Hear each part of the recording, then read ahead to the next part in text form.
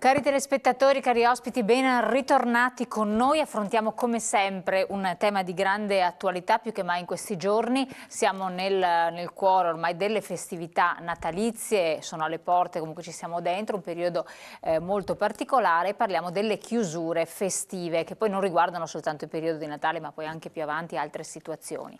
Dal decreto Salva Italia le cose sono cambiate e c'è una grande contrapposizione. Da un lato la grande distribuzione organizzata che apre ad libitum, quasi tutta insomma in modo concorde, con delle eccezioni per carità, però sempre tenendo i negozi aperti con degli orari anche molto impattanti, e poi invece le difficoltà dei piccoli esercenti, dei centri invece cittadini, che lamentano un disagio in questa situazione. C'è un aspetto etico, valoriale, morale che entra in discussione, c'è un aspetto economico altrettanto importante per altri, ci sono due punti di vista diversi. Abbiamo interpellato da un lato diversi cittadini, molti sostengono è giusto dare una pausa in certi momenti, altri dicono no, con i ritmi di vita attuali queste pause festive per noi cittadini consentono invece di consumare, di andare a fare lo shopping che altrimenti non faremo. E allora, incentivare i consumi seguendo quello che era il principio del decreto Salva Italia, oppure al contrario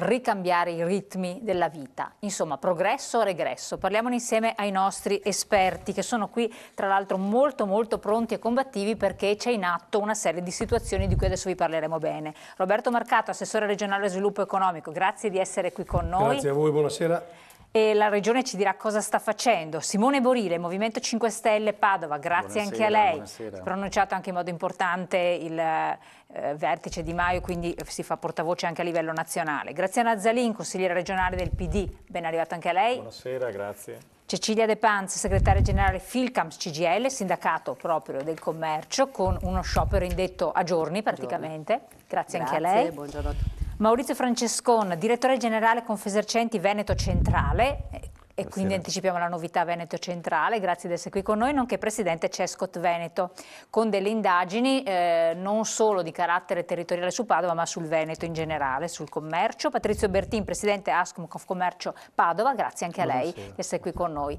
E sempre Confcommercio che ha fatto delle ricerche. Prima di partire, come sempre, lo spazio ai pensionati dello SPCGL che devono rivedere le loro proprie pensioni, perché qualcosa si può fare sempre, perché ci sono degli errori fatti dall'INPS, quindi attenti. Vediamo lo spazio con lo SPI.